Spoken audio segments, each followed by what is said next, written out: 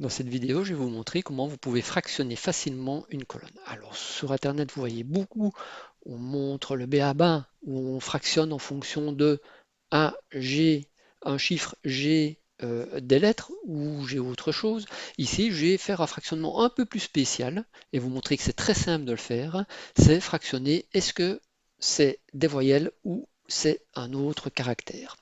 Alors, comment est-ce que je vais réaliser cette opération? Eh bien, c'est assez simple, hein.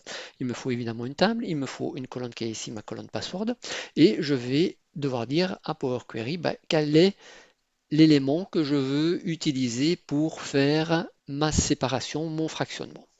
Donc, je vais ici créer une seconde étape. Et c'est ici que je vais lui lister tous les caractères que je veux utiliser pour mon fractionnement, c'est-à-dire les voyelles. Alors je ne vais pas les retaper toutes, je suis feignant, je fais un petit CTRL-V et là j'ai toutes mes voyelles. Alors je les mets évidemment en majuscules et en minuscules parce que c'est important évidemment puisque je peux avoir des majuscules et je peux avoir des minuscules.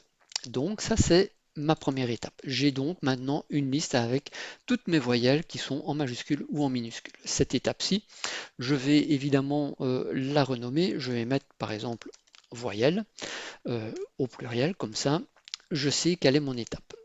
L'étape suivante, eh bien, c'est assez simple. Qu'est-ce que je vais faire? Eh bien, je vais simplement faire un split.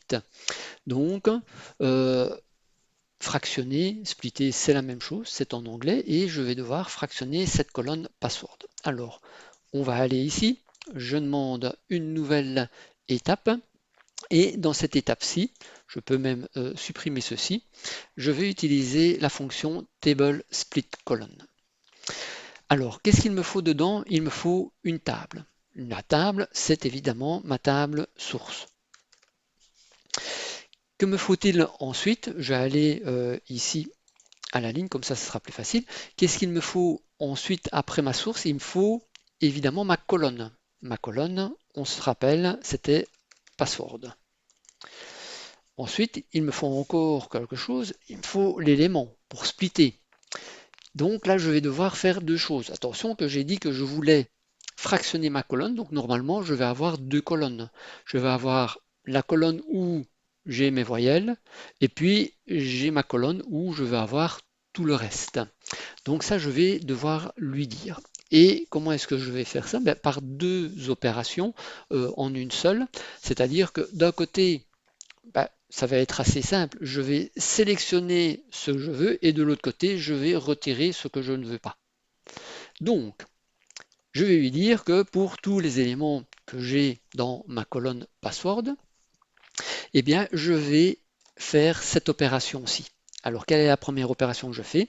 Je vais d'abord sélectionner et je vais sélectionner quoi? Alors, je vais lui dire évidemment que c'est toujours sur chaque élément et je vais sélectionner mes voyelles. Donc, ma fameuse liste voyelles. Donc, je remets bien ici voyelle, qui est en fait mon étape ici voyelle, et qui me permet de sélectionner uniquement ces voyelles-là. Et c'est bien un texte select. Mais ensuite, ma deuxième colonne, je veux avoir tout le reste, donc ce qui n'est pas des voyelles. Et pour le faire, je ne vais pas utiliser un texte select, mais je vais faire un texte remove. Et là, à nouveau, je vais intervenir sur tous les éléments, donc d'où le underscore, et à nouveau, je vais lui mettre voyelle.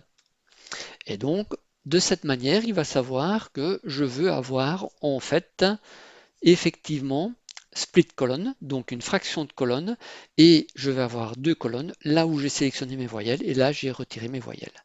Je vais valider, et donc j'ai bien ici une première colonne où j'ai toutes les voyelles qui ont été sélectionnées, qu'elles soient en majuscule ou en minuscule, et ici tout mon password, tous les éléments du password qui contiennent tous les caractères qui ne sont pas des voyelles en minuscule ou en majuscule. Si je veux même aller un tout petit peu plus loin, parce que là je vois que j'ai mes deux colonnes qui s'appellent password 1 et password 2, je peux évidemment remplir cette information. Ici, il suffit simplement que je rajoute une étape parce que dans le split colonne, donc il me faut la table d'abord, il me faut ensuite ma colonne, ensuite il faut la transformation, je l'ai fait, et ici, ben maintenant il faut que je lui donne le nom de mes colonnes. Eh bien, donner le nom de colonne, je vais le faire ici en liste, et donc je vais mettre ici ma première colonne, ça va s'appeler voyelle, et ma deuxième, ben, évidemment, c'est autre que voyelle, donc je vais mettre simplement autre. Et je vais valider cette étape. Et donc on voit ici que je suis passé avec deux colonnes, une colonne où j'ai mes voyelles et une colonne où j'ai mes autres. Donc effectivement, si je reprends ici mon premier élément, mon premier mot de passe, dans ma source, j'avais bien dans ce mot de passe seulement une voyelle, le U majuscule. Et quand je regarde ici à la fin, eh bien j'ai bien le U majuscule et puis ici j'ai le reste de mon mot de passe, donc sans voyelle, sans consonne. Sans voyelle ni minuscule ni majuscule, vous aurez évidemment corrigé. Voilà, j'espère que vous avez appris quelque chose et puis à la prochaine.